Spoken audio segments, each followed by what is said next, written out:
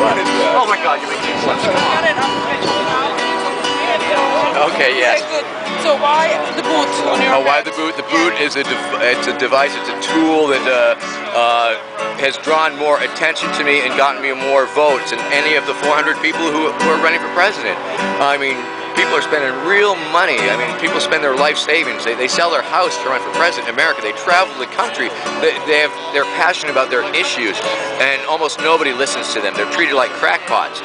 They're known as fringe candidates in America, and I am a fringe candidate, and I am trying to maximize that small little niche, that small little crack in America's politics in order to amplify my voice, to make what I have to say louder, and so that more people will hear it.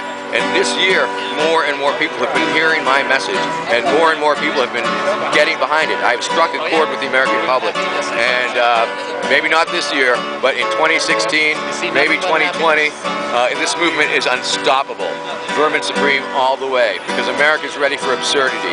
Did you know that in London, England, in Great Britain, the monster raving loony party is the 4th largest party in Britain, the 4th largest party. Now, I don't know how big that really is, but I think there's room in America for a good, serious amount of people, because I do have constituents. I am representing people.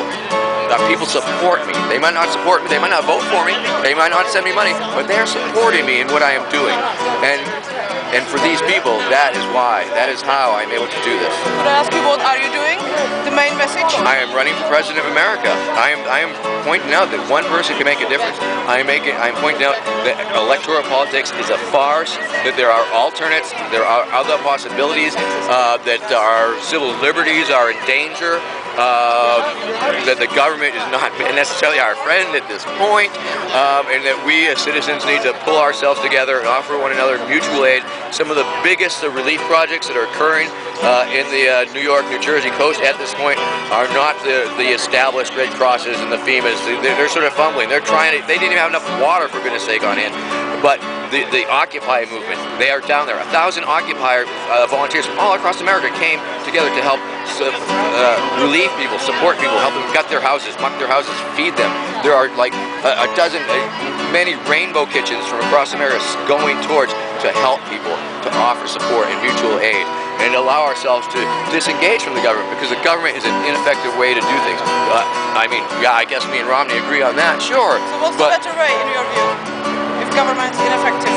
I believe the people banding together, coming together, caring for one another, offering mutual aid, helping one another, creating collectives, operating and organizing in a non-hierarchical fashion, making sure that everybody's voice is heard. Direct democracy.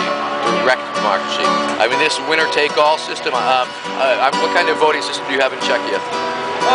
Voting system, just the majority wins. So it's mainly two-party? No, well, there are biggest two parties, but we are not split just between two parties. There's like 5 of them which make it to the government. Do you need a coalition? Yes. Yes, okay. Do those coalitions more or less work? Yeah. Okay, I mean, this country could use a coalition government, it could use a parliamentary system. There's a lot of different ways that governments are run. And I think the people are really getting sick of this one because of the money that's being poured into the system, the corporations, corporations being people and being allowed to put billions of dollars into promoting these two candidates at the expense of some. Now, once again, I'm a pretty far outlier in terms of candidates. I'm a really fringe candidate, but there are several other, like, just call them second-tier candidates, if you will. Jill Stein, Gary Johnson, Virgil Good. I mean, these are actual candidates who have actually qualified for a number of ballots, and theoretically, they could be president of America if the votes went their way. And why are they so excluded from the debates?